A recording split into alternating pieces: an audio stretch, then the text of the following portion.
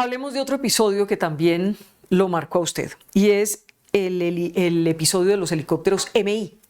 ¿Qué fue lo que pasó con esos helicópteros MI? Los helicópteros MI, la flota MI es una flota que fue adquirida por el gobierno nacional durante muchos años con el gobierno ruso.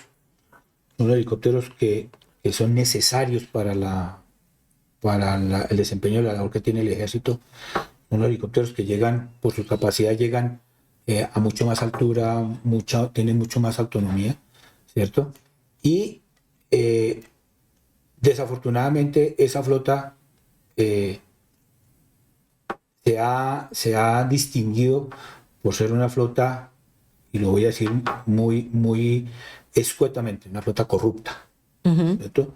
Los vínculos que hay con el gobierno ruso, los sobrecostos en los overhaul de los motores, el sobrecosto en los repuestos. Bueno, es una flota que no es viable para el ejército, pero se necesita, ¿cierto? Los helicópteros MI en este momento están en preservación por una orden directa del Ministerio de Defensa. Los helicópteros que se encuentran en preservación es porque no hay forma de llevar a cabo el mantenimiento. O sea que están en tierra. Están en tierra. De los 20 con los que cuenta el ejército, 10 están en tierra. ¿Qué quiere decir eso? ¿Desarmados? No. Okay. Los helicópteros, como no hay repuestos en el mercado por el veto que tiene Estados Unidos hacia los productos rusos, entonces los helicópteros terminan en tierra en caso de que tenga que volver a reactivar el aparato. Se llama preservación, ¿cierto? Y en la medida en que los repuestos se vayan agotando, la flota va saliendo del servicio.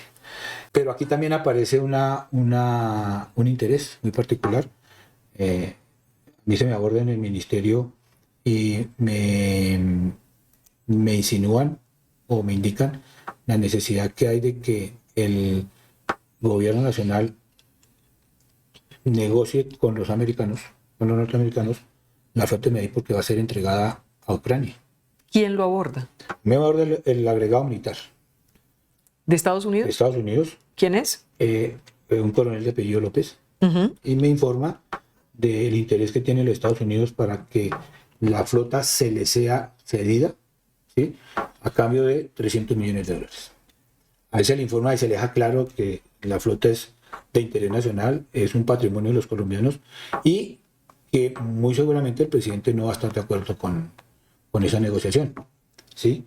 La flota no puede pararse porque habría un detrimento patrimonial, y no se puede vender porque en nuestra legislación no hay comercio de aeronaves, y mucho menos aeronaves armadas, ¿sí? Y la flota termina en tierra, ¿sí? Inclusive nos insinuaron de que si la flota no era cedida a los Estados Unidos, pues los Estados Unidos no iban a ofertar sobre los aviones estratégicos, los F-16. Hasta ahí el episodio de los MI frente a Estados Unidos. Pero ¿qué pasa con esos helicópteros y qué pasa? ¿Cuál instrucción le da el ministro? ¿Qué pasa ahí? La instrucción que dan es de que el convenio ruso se debe cumplir.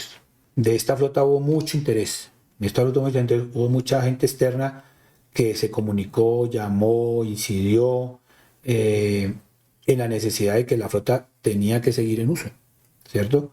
A pesar de los costos que tiene por la limitación que hay de material de repuesto.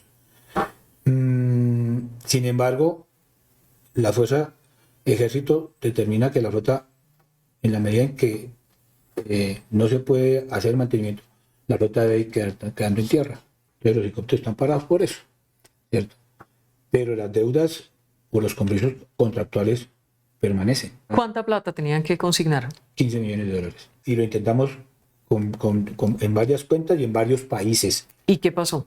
Que fueron, las cuentas rebotaban porque los bancos tienen vetado recibir dinero para actividades militares rusas. Ellos insistieron inicialmente que las aeronaves debían ser reparadas en Rusia. Los costos eran muy elevados. Después accedieron a que se hiciera en Guaymaral, en unos hangares que hay en Guaymaral, ¿sí? Pero la estructura como tal debería ir a Rusia. En ese momento les dije que yo consideraba que si teníamos la transferencia de tecnología después de 30 años, que fueran a Tolemaida. Y ellos querían que fueran a un... Ellos querían irse para Guaymaral a un hangar. ¿De quién? De un señor que después conocí su nombre, Billy López. ¿Y él quién es?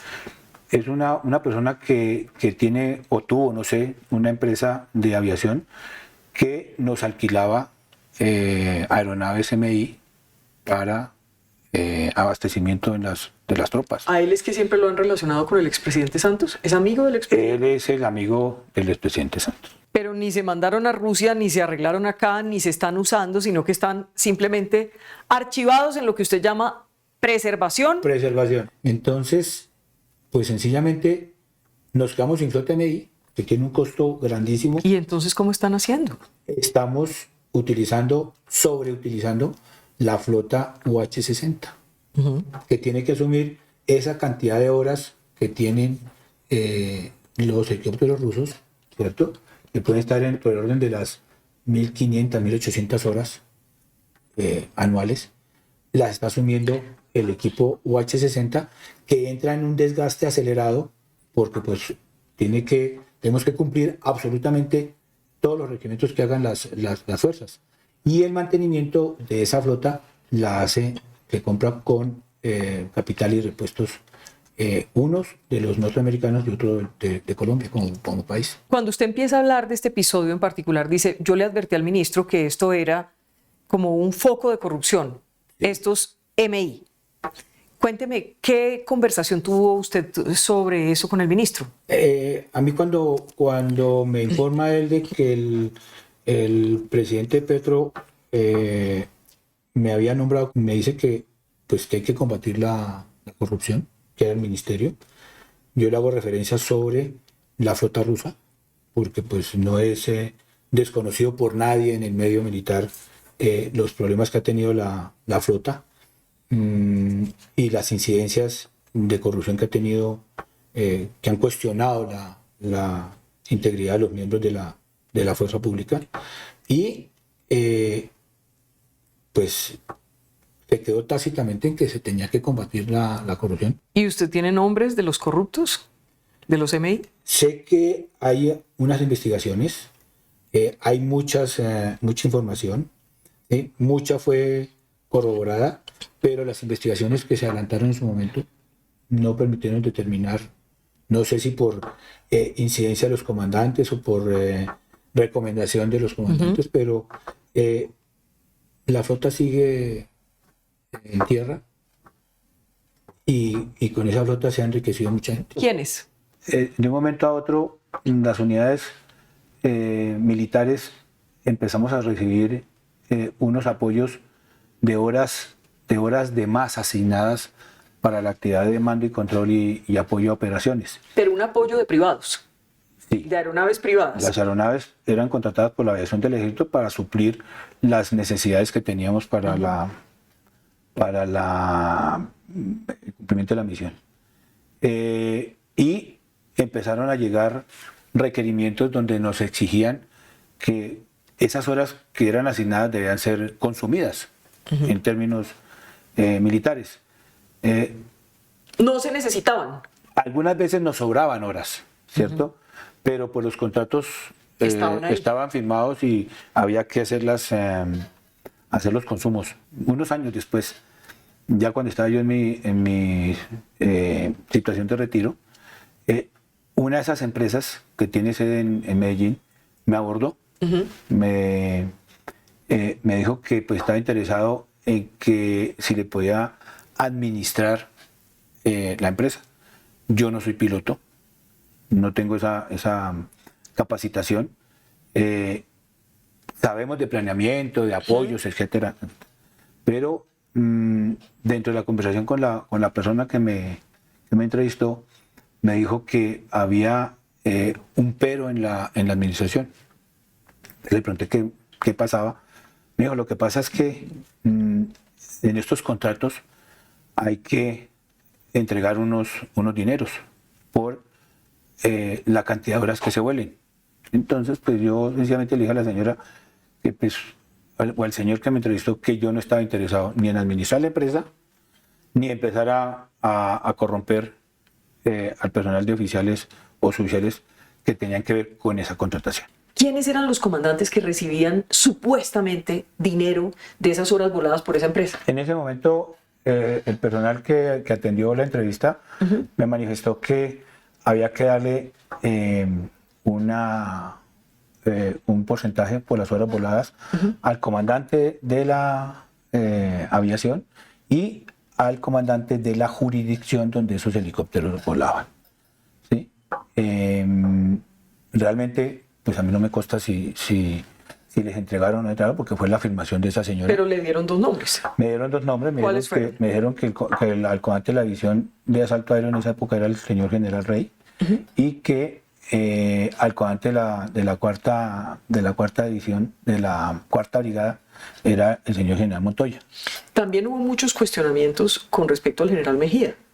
Sí, también hablaban de dineros que se le iban a entregar al que fuera en ese momento el comandante de la brigada de asalto aéreo. Pero como dice, a ustedes no le consta. No, a mí no me consta. Era información que se recibía en ese momento, ¿sí? Y yo decidí que no me interesaba administrar algo donde tuviera que entrar a corromper. Lo cierto, general, es que siempre se ha sabido quiénes son los ladrones dentro del ejército y ha habido una complicidad. Sí, las investigaciones siempre han recaído casi en las mismas personas. Pero no les ha pasado nada. Pero pues no les han podido probar absolutamente nada. Entonces, mientras que no haya una culpabilidad reconocida, pues no se puede afirmar si son o no son. ¿Cierto? A mí realmente no me consta que los dos comandantes hayan recibido, porque pues simplemente fue una información de la empresa de helicópteros. O sea que el resultado es cero. El resultado es cero, pero los sobrecostos y los elementos que nos indican que hay problemas administrativos, sí, son evidentes.